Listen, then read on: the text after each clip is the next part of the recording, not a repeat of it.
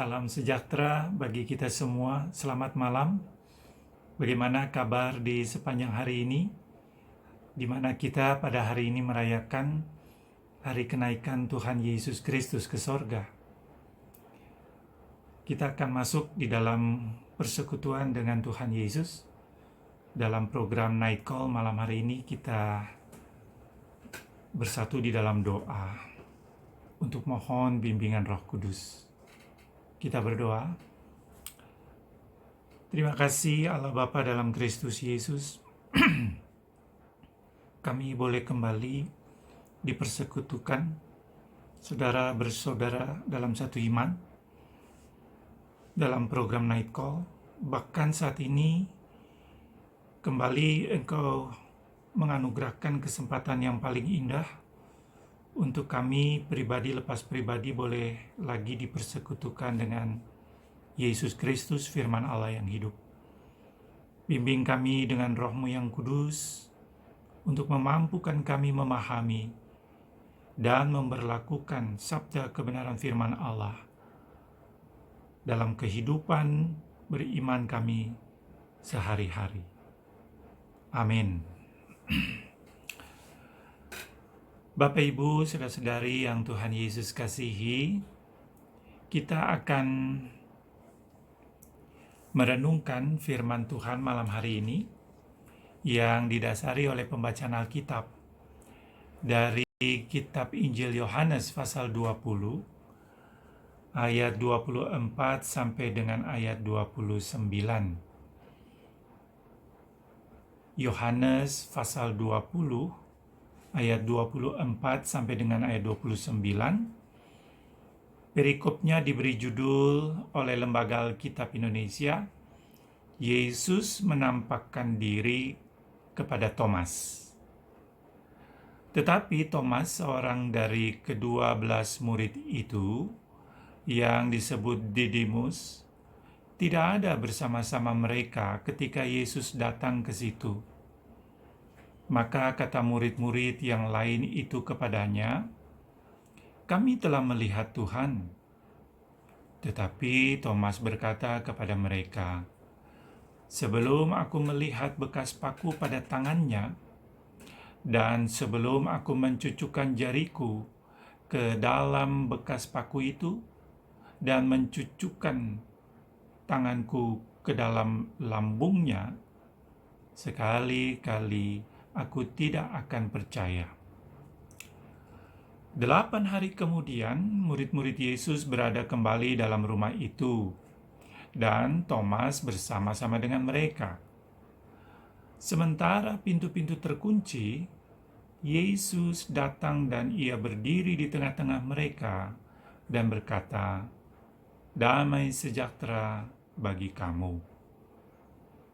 Kemudian ia berkata kepada Thomas, "Taruhlah jarimu di sini dan lihatlah tanganku. Ulurkanlah tanganmu dan cucukkan ke dalam lambungku, dan jangan engkau tidak percaya lagi, melainkan percayalah." Thomas menjawab dia, "Ya Tuhan dan Allahku." Kata Yesus kepadanya, "Karena engkau telah melihat aku, maka engkau percaya. Berbahagialah mereka yang tidak melihat, namun percaya." Demikian pembacaan Alkitab yang mendasari renungan kita malam hari ini. Terpujilah senantiasa Tuhan kita Yesus Kristus. Haleluya. Saudara-saudaraku, malam hari ini renungan kita di dalam rangka kenaikan Tuhan Yesus Kristus ke sorga. Apa maknanya bagi kita? Apa relevansi kenaikan Yesus Kristus ke dalam kehidupan kita sehari-hari? Kita tahu bersama bahwa sebelum kenaikan Yesus Kristus ke sorga, Yesus Kristus kehadirannya secara fisik, bersifat jasmaniah. Ia hadir di tengah-tengah persekutuan para muridnya secara jasmaniah. Itu sebelum kenaikannya ke sorga. Namun setelah kenaikan Yesus Kristus ke sorga, maka kehadirannya berubah dari kehadiran secara fisik menjadi kehadiran secara non-fisik, bersifat rohaniah. Penyertaan Yesus tidak lagi secara fisik terhadap para muridnya, tetapi penyertaan Yesus secara rohaniah. Nah, saudara-saudaraku, perikop bacaan kita merupakan perjumpaan Yesus dengan Thomas. Kita tahu kehidupan Thomas, iman percaya kehidupan Thomas itu sangat bersifat jasmaniah. Itu sebabnya Thomas mengatakan, sebelum aku melihat bekas paku pada tangannya, dan sebelum aku mencucukkan jariku ke dalam bekas paku itu, dan ke dalam lambungnya, sekali-kali aku tidak akan percaya. Saudaraku, dalam bacaan kita Tuhan Yesus memenuhi keinginan Thomas tersebut. Dalam ayat 27, Yesus berkata kepada Thomas, "Taruhlah jarimu di sini, dan lihatlah tanganku. Ulurkanlah tanganmu dan cucukkan ke dalam lambungku, dan jangan engkau tidak percaya lagi, melainkan percayalah." Saudaraku, ironisnya dalam kehidupan beriman kita sehari-hari selaku manusia, kehidupan beriman kita cenderung kuat bersifat jasmaniah, bersifat materialis. Misalnya saja melalui ajaran kekristenan yang menghubungkan iman kekristenan dengan kesuksesan secara jasmaniah, secara fisik. Kalau Anda sungguh-sungguh beriman, maka Tuhan akan memberkati Anda, sehingga Anda selalu sehat, selalu. Bisnis Anda selalu lancar. Anda selalu berhasil dalam segala bidang. Lalu pemahaman di sini berkat Tuhan diartikan dalam pengertian secara materialis, bersifat jasmaniah. Berkat Tuhan hanya secara fisik. Ajaran kekristenan seperti ini tentu saja menarik, karena kita punya kecenderungan kuat beriman secara jasmaniah. Namun, saudaraku, ajaran kekristenan seperti ini, sekalipun sangat menarik, justru amat sangat berbahaya. Berbahaya, ya. Karena pertama, Yesus tidak pernah menjanjikan hal-hal seperti itu. Bisnis selalu lancar, kehidupan jasmania selalu sehat. Yesus tidak pernah menjanjikan bahwa kita semua akan selalu berhasil, bahkan dalam segala bidang. Oh, tidak pernah Yesus menjanjikan seperti itu. Coba sebutkan siapa orang yang sukses, yang berbahagia di dalam khotbah Yesus di atas bukit pada Matius pasal 5. Adakah di situ ukuran yang bersifat jasmania untuk kesuksesan hidup beriman kepadanya? Kemudian yang kedua, ajaran kekristenan yang bersifat jasmania itu berbahaya karena seolah-olah mengidentikan orang-orang yang sakit, orang-orang yang miskin, orang-orang yang gagal, menderita, adalah orang-orang yang tidak beriman. Lah bagaimana dengan Yesus yang menderita?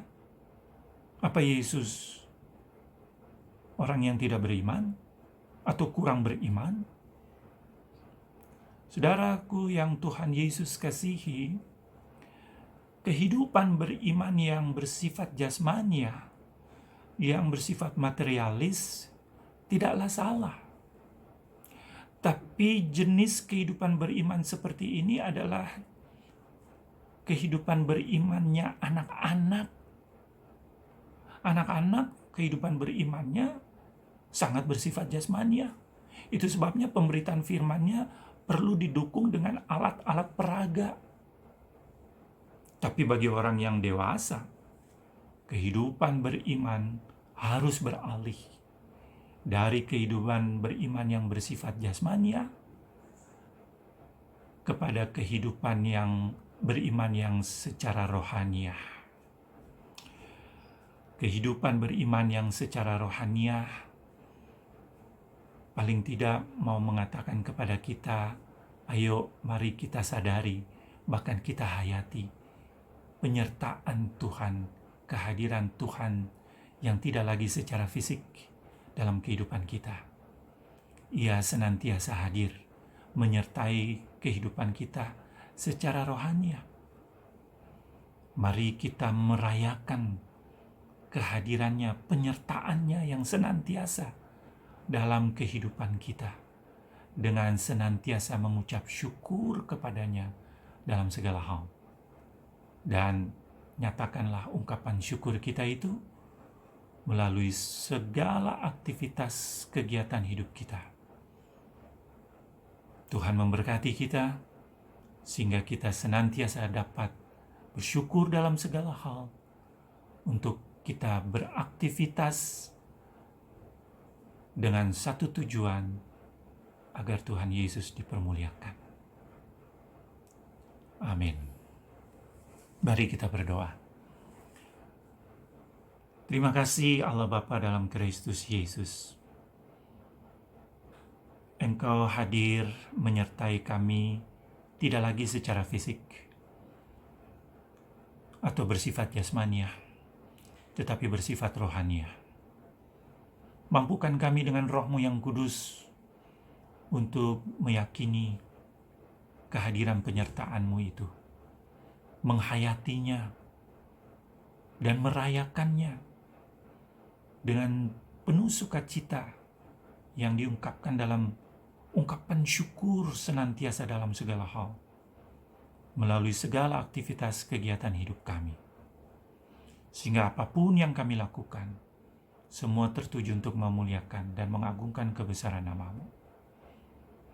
Bapa Surgawi, perkenankan kami beristirahat dalam damai sejahtera-Mu di sepanjang malam yang gelap ini.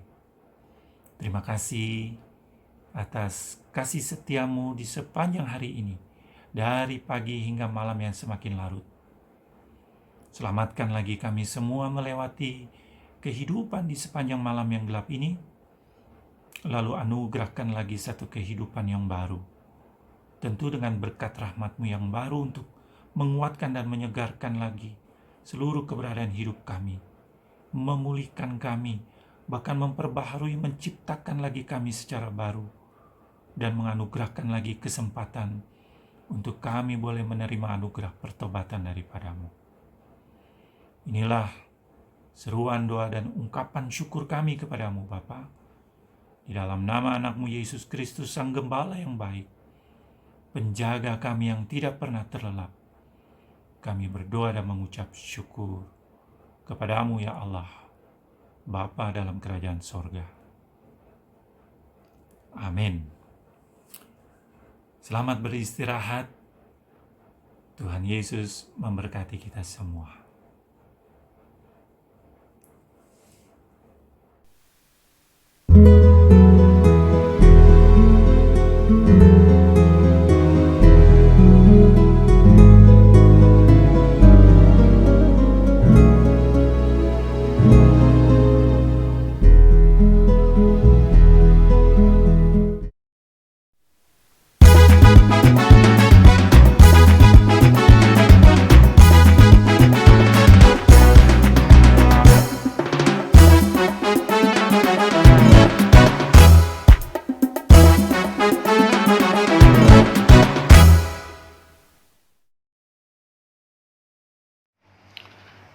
GPIB bergerak, demikian moto yang diambil oleh Satgas GPIB Sinodal.